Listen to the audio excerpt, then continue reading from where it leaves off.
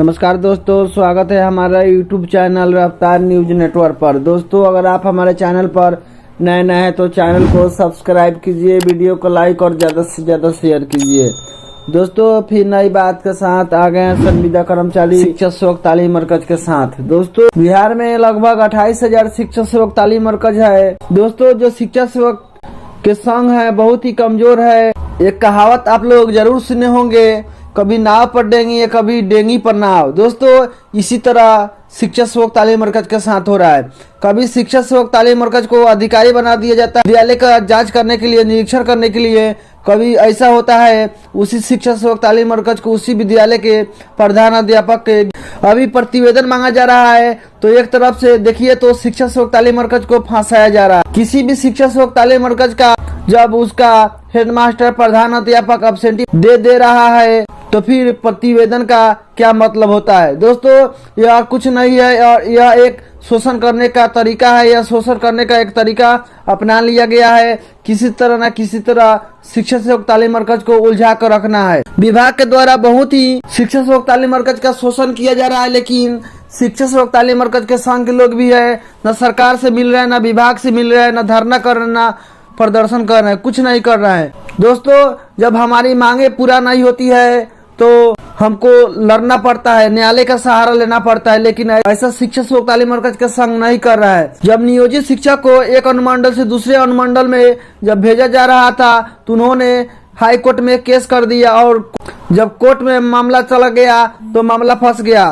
तो दोस्तों, शिक्षक सेवक तालीम मरकज को भी ऐसा ही करना चाहिए, केस कर देना चाहिए हाई कोर्ट में और अपने अधिकार के लड़ाई के लिए हाई कोर्ट में केस करना चाहिए। और उम्मीद है कि शिक्षक सेवक तालीम मरकज का ही जीत होता, लेकिन शिक्षक सेवक तालीम मरकज के संग नहीं लड़ना चाह रहे हैं, नहीं केस करना चाह रहे हैं और क्या क्या कठिनाइयाँ का सामना करना पड़ रहा है शिक्षक सेवक तालीम मरकज ही समझ रहा है। दोस्तों, एक मासिक प्रतिवेदन होता है। चलिए, मासिक प्रतिवेदन आप महीना में मांग रहे हैं, लास्ट के महीना में, चलिए ठीक है, लेकिन एक साप्ताहिक प्रतिवेदन क्या होता है? यह तो शोषण करने का नया तरीका अपना लिया गया है, शिक्षक सेवक तालीम मरकज का शोषण करने का। साप्ताहिक मूल्यांकन नहीं करने वाले शिक्षक सेवकों पर होगी कार्रवाई। दोस्तों, जो यह खबर है वो हम आपको खबर बताएंगे। जो सप्ताह में शिक्षक सेवक तालीम मरकज मूल्यांकन नहीं करेंगे उन पर होगा कार्रवाई। और कहाँ का खबर है, क्या है, वो हम आपको बताएंगे। हम सीतामढ़ी जिला का खबर है और क्या खबर है हम आपको बताने का प्रयास करेंगे। लेकिन आपसे एक रिक्वेस्ट है कि आप वीडियो को देखते हैं लेकिन चैनल को प्लीज सब्सक्राइब कर लीजिए, क्योंकि आपका एक सब्सक्राइब से मेरा हौसला बुलंद होता है। अब चलिए देर नहीं करते हैं, खबर की तरफ बढ़ते हैं। साप्ताहिक मूल्यांकन नहीं करने वाले शिक्षक सेवकों पर होगी कार्रवाई। सीतामढ़ी हिंदुस्तान जिले में महादलित अल्पसंख्यक अति पिछड़ा वर्ग अक्षर आंचल योजना के तहत संचालित महिला साक्षरता केंद्र एवं बच्चे के कोचिंग सेंटर पर प्रत्येक शनिवार को साप्ताहिक मूल्यांकन नहीं करने वाले शिक्षक सेवक पर कार्रवाई। यह निर्देश शनिवार को जिला साक्षरता कार्यालय में आयोजित समीक्षात्मक बैठक में डीपीओ रिशु राज सिंह ने दी। उन्होंने कहा कि इसमें किसी प्रकार की कोताही बरतने पर संबंधित शिक्षा सेवक के साथ KRP पर भी कार्रवाई होगी। साथ ही नोट कैंप से 3 फोटो भेजना भी अनिवार्य है। समीक्षा के दौरान शिक्षक सेवकों द्वारा संचालित नव साक्षरों के केंद्र के अनियमित संचालन पर उन्होंने काफी नाराजगी जताई। उन्होंने कहा, अगर अनुश्रवण के दौरान कोचिंग सेंटर या नवसाक्षर महिलाओं के लिए चलाया जा रहा साक्षरता केंद्र बंद पाया जाता है तो उसका प्रतिवेदन उस दिन जिला कार्यालय को उपलब्ध कराए, ताकि निदेशालय को कार्य में लापरवाही बरतने वाले कर्मी पर कार्रवाई करते हुए सेवा मुक्ति के लिए लिखा जा सके।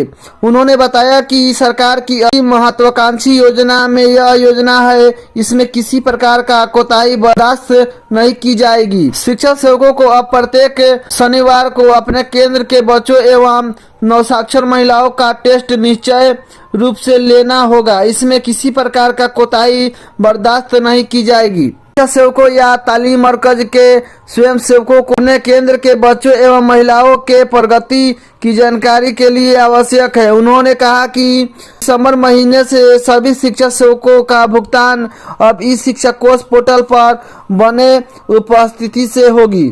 अगर किसी कारण वश उपस्थिति दर्ज नहीं होगी तो उस दिन की 4 नोट कैंप की फोटो के साथ BRC पर होने वाले VC में अवश्य शामिल होना होगा। प्रत्येक दिन सभी शिक्षा सेवकों को नोट कैंप से फोटो अवश्य देने का निर्देश उन्होंने दिया।